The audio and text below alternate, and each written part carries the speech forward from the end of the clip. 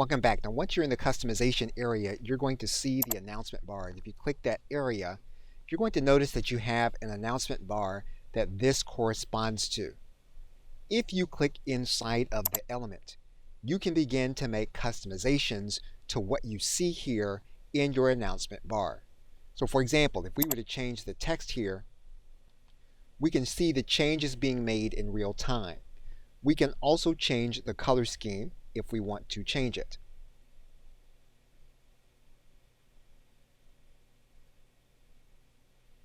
And we can make changes to the individual link area. Now by default, there won't be a link here. You can place a link here if you want there to be one to an external site. Once you write in the URL, you're going to want to click on top of the URL to make sure that it is in place inside of the dialog. You're then going to click Save in order to save the changes.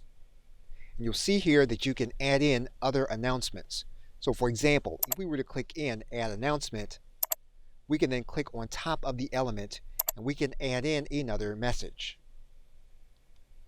What we can then do is we can change the color scheme, and then we can link to either an external site or places already on our Shopify website. And you'll see the pre-selected areas where we can direct the link for our announcement.